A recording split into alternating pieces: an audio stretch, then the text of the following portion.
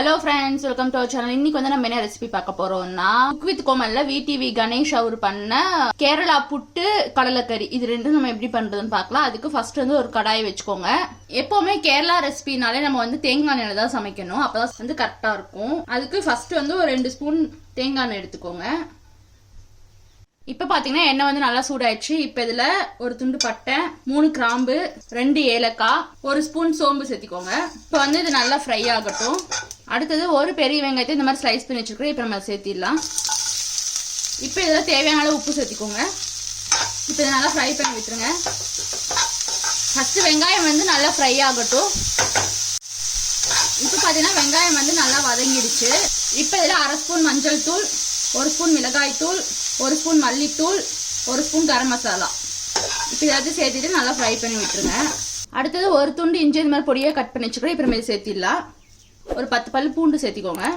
2 பெரிய சைஸ் தக்காளியை கட் பண்ணி வச்சுக்கிறோம். இப்போ நம்ம சேர்த்திடலாம். நெக்ஸ்ட் வந்து இதை நல்லா ஃப்ரை பண்ணி விட்டுருங்க. இப்போ இதில் லைட்டாக தண்ணி சேர்த்திக்கோங்க. இந்த மசாலா வந்து நல்லா வேகட்டும், தக்காளி வெங்காயம் எல்லாம். இப்போ பார்த்தீங்கன்னா வந்து தக்காளி வெங்காயம் எல்லாம் நல்லா வதங்கிடுச்சு. இப்போ இதில் கடைசியாக வந்து தேங்காய் சேர்த்திக்கோங்க. துருவின தேங்காய் சேர்த்திக்கோங்க.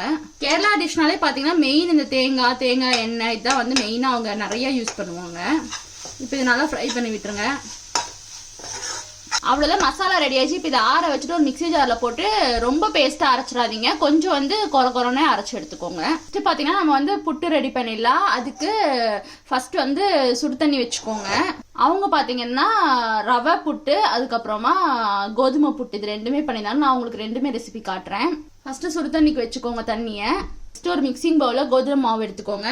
இப்போ இதில் கொஞ்சமாக உப்பு சேர்த்திக்கோங்க. உப்பு சேர்த்துட்டு இதை வந்து இந்த மாதிரி லைட்டாக மிக்ஸ் பண்ணி விட்டுருங்க. தண்ணி வந்து நல்லா கொதிச்சிருச்சு. இப்போ இது வந்து இதில் சேர்த்திடலாம். மாவில் கொஞ்சம் கொஞ்சமாக சேர்த்து நல்லா மிக்ஸ் பண்ணிக்கோங்க.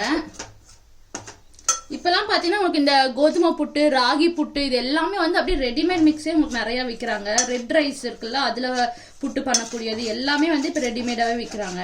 இன்னும் கொஞ்சம் லைட்டாக தண்ணி சேர்த்திக்கோங்க. ஃபர்ஸ்ட் வந்து இந்த மாதிரி கரண்டி வச்சு இல்லைன்னா ஒரு ஸ்பூன் மாதிரி பெருசாக வச்சு ஃபர்ஸ்ட் இது மிக்ஸ் பண்ணிக்கோங்க. ஏன்னா தண்ணி வந்து ரொம்ப சூடாக இருக்குல்ல, அதனால. இப்போ கையில் வந்து இது நல்லா வந்து உடச்சி விட்டுக்கோங்க. நெக்ஸ்ட் பார்த்தீங்கன்னா நம்ம வந்து புட்டு ரெடி பண்ணிடலாம். மாவு வந்து ரெடி பண்ணி வச்சாச்சு. இது பார்த்தீங்கன்னா கொலா புட்டு மேக்கரு. இந்த வடும்பு இருக்குல்ல, இந்த பாதி வரைக்கும் தண்ணி ஊற்றிக்கோங்க. நெக்ஸ்ட் இது பார்த்தீங்கன்னா இதில் தான் நம்ம அந்த கொலா புட்டு பண்ண போகிறோம். இதுக்கு பார்த்தீங்கன்னா ஒரு சின்ன பிளேட் மாதிரி கொடுத்துருப்பாங்க. ஃபர்ஸ்ட் அந்த பிளேட்டை நம்ம உள்ளே போட்டுக்கணும். கரெக்டாக அந்த மாதிரி உள்ள ஃபிட் ஆகிடும். நெக்ஸ்ட் இப்போ இதில் வந்து நம்ம மாவெல்லாம் ஃபில் பண்ணிடலாம். ஃபர்ஸ்ட் பார்த்தீங்கன்னா தேங்காய் சேர்த்திக்கோங்க. ஃபர்ஸ்ட் லேயரு ஃபர்ஸ்ட் இந்த மாதிரி தேங்காய் சேர்த்துட்டு இதை வந்து லைட்டாக செட் பண்ணி விட்டுக்கோங்க. நெக்ஸ்ட் வந்து நம்ம ரெடி பண்ணி வச்சிருக்கிறோம்ல மாவு, அதை சேர்த்திடலாம்.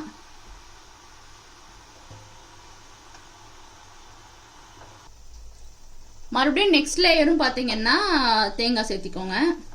தேங்காய் சேர்த்துட்டு இதை வந்து லைட்டாக ப்ரெஸ் பண்ணி விட்டுக்கோங்க. ரொம்ப ப்ரெஸ் பண்ணிடாதீங்க, அது வந்து லைட்டாக செட் ஆகிறதுக்காக தான். வேணும்னா மறுபடியும் வந்து நீங்கள் இதுக்கு மேலே இன்னும் கொஞ்சம் மாவு, அப்புறம் மறுபடியும் வந்து தேங்காய் இந்த மாதிரி போட்டுட்டு நீங்கள் வந்து ஸ்டீம் பண்ணி எடுத்துக்கலாம். நான் வந்து இன்னைக்கு சின்னதாக தான் ஒரே ஒரு பீஸ் பண்ண போகிறேன். அடுத்தது பார்த்தீங்கன்னா தண்ணி வந்து நல்லா கொதிச்சிருச்சு. இப்போ வந்து நம்ம இந்த குழாய் இது மேலே வச்சிடலாம். மேலே வந்து ஒரு மூடி போட்டு மூடி வச்சிருங்க. அடுப்பு வந்து ரொம்ப ஃபுல்லாக வச்சிடாதீங்க, அப்போ வந்து இது லைட்டாக அப்படியே மேலே அந்த ஆவியில் தூக்க ஆரம்பிச்சிரும். கொஞ்சம் மீடியம் ஃப்ளேம் இல்லைன்னா சிம்லேயே வச்சுக்கோங்க. ஒரு 5 நிமிஷத்தில் வெந்துடும். அது வேகட்டும். அதுக்குள்ள நம்ம வந்து ரவா புட்டு ரெடி பண்ணிக்கலாம். அதுக்கு ஃபர்ஸ்ட் சுடு தண்ணி வச்சுக்கோங்க. அடுத்தது ரவா புட்டுக்கு வந்து ரவை எடுத்துக்கிறேன். இது வந்து ரெடிமேட் மிக்ஸ் தான். இப்போ இதில் கொஞ்சமாக உப்பு சேர்த்திக்கோங்க. உப்பு சேர்த்துட்டு இதை நல்லா மிக்ஸ் பண்ணி விட்டுருங்க. இப்போ வந்து சுடு தண்ணி ரெடி பண்ணி வச்சுக்கிறேன். இப்போ இதை சேர்த்திடலாம். இப்போ வந்து நல்லா மிக்ஸ் பண்ணிக்கோங்க. இப்போ பார்த்தீங்கன்னா இது வந்து நல்லா மிக்ஸ் பண்ணி எடுத்தாச்சு. இதை வந்து நம்ம அடுத்த ரவுண்ட் வச்சு எடுத்துக்கலாம். அடுத்தது அதே கடாயை எடுத்துக்கோங்க. இப்போ இதில் 1 ஸ்பூன் தேங்காய் எண்ணெய் சேர்த்திக்கோங்க. இப்போ எண்ணெய் நல்லா சூடானது ஒரு 1/2 ஸ்பூன் கடுகு, உளுந்தம்பருப்பு. இப்போ கடுகு உளுந்தம்பருப்பு நல்லா பொரிஞ்சதுக்கு அப்புறமா கொஞ்சமாக கருவேப்பிலை சேர்த்திக்கோங்க. 2-3 பச்சை மிளகாய் சேர்த்திக்கோங்க. இதை நல்லா வதக்கிக்கோங்க. அடுத்தது நம்ம அரைச்சி வச்சிருக்கோம் மசாலா இப்போ சேர்த்திடலாம். மசாலா சேர்த்துட்டு இதை வந்து நல்லா வதக்கி விட்டுருங்க. இப்போ மிக்ஸி ஜாரை வாஷ் பண்ணி அதில் இருக்க தண்ணியும் கொஞ்சம் சேர்த்திக்கோங்க. இப்போ வந்து இது நல்லா மிக்ஸ் பண்ணி விட்டுருங்க. இப்போ பார்த்தீங்கன்னா மசாலா வந்து நல்லா கொதிக்க ஆரம்பிச்சிருச்சு. அடுத்தது நம்ம வேக வச்சு எடுத்து வச்சுக்கிறோம் சுண்டல். இப்போ இதை சேர்த்திடலாம். கொஞ்சம் சுண்டல் பார்த்தீங்கன்னா இந்த மாதிரி அரைச்சி பேஸ்ட்டாக எடுத்து வச்சுருக்கிறேன். இப்போ நம்ம இதை சேர்த்திடலாம். இப்போ வந்து இதை நல்லா மிக்ஸ் பண்ணி விட்டுருங்க. வந்து உங்களுக்கு கெட்டியா வேணா கெட்டியா வச்சுக்கோங்க, இல்லைன்னா இன்னும் கொஞ்சம் தண்ணி வேணா கூட நீங்க சேர்த்திக்கோங்க. அவ்வளோதான், கேரளா ஸ்டைல் கடலைக்கறி வந்து ரெடி ஆயிடுச்சு. நம்ம வந்து கோதுமை புட்டு வந்து ரெடி ஆயிடுச்சான்னு பார்ப்போம். இதுல வந்து நீங்க மேல பாத்தீங்கன்னா இந்த 3 ஹோல்ஸ் இருக்குல்ல, அது வழியா வெளியே ஆவி வந்துச்சு அப்படின்னா இது வெந்துருச்சுன்னு அர்த்தம். இப்போ வந்து இது நல்லா ஆவி வருது. அடுத்து வந்து நம்ம இதை இறக்கிடலாம். இப்போ வந்து நம்ம புட்டை வந்து வெளியே எடுத்துடலாம். ஒரு கரண்டி எடுத்துக்கோங்க இந்த மாதிரி பெருசா. நெக்ஸ்ட் இது இந்த மாதிரி பிளேட்ல வச்சுட்டு பின்னாடி வழியா தள்ளினீங்கன்னா அழகா வெளியே வந்துடும். அவ்வளோதான், கோதுமை புட்டு வந்து ரெடி ஆயிடுச்சு.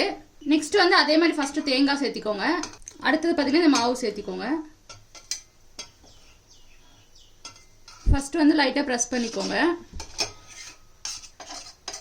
அடுத்தது தேங்காய் சேர்த்திக்கோங்க. தேங்காய் சேர்த்துட்டு இது வந்து லைட்டாக மறுபடியும் செட் பண்ணி விட்டுக்கோங்க. மறுபடியும் அடுத்தது போட்டுக்கோங்க. அடுத்த லேயரு மாவு போட்டுக்கோங்க. மறுபடியும் வந்து லைட்டாக செட் பண்ணி விட்டுக்கோங்க. லாஸ்ட்டாக பார்த்தீங்கன்னா தேங்காய் சேர்த்திக்கோங்க. மறுபடியும் பார்த்தீங்கன்னா இது வந்து லைட்டாக இந்த மாதிரி ப்ரெஸ் பண்ணி செட் பண்ணிக்கோங்க. அப்போதான் உங்களுக்கு எடுக்கும்போது கரெக்டாக அந்த ஷேப்பில் வரும், இல்லைன்னா எல்லாம் பிஞ்சுக்கிட்டு போயிடும். நெக்ஸ்ட் இந்த மூடி போட்டு மூடி வச்சுருங்க. இப்போ பார்த்தீங்கன்னா தண்ணி வந்து நல்லா கொதிச்சிருச்சு. அடுப்பை சிம்மில் வச்சுக்கோங்க. நெக்ஸ்ட் இதை வந்து நீங்கள் இப்படி மேலே வச்சுக்கோங்க. இப்போ இது ஒரு 5 நிமிஷம் நல்லா வேகட்டும். இப்போ பார்த்தீங்கன்னா மேலே வந்து ஆவி வர ஸ்டார்ட் ஆயிடுச்சு. அப்போ இது வெந்துருச்சுன்னு அர்த்தம். இப்போ வந்து நம்ம இதை இறக்கிடலாம். ஃபர்ஸ்ட் மாதிரி ஒரு கரண்டி எடுத்துட்டு பின்னாடி தள்ளினீங்கன்னா இந்த மாதிரி வந்துடும்.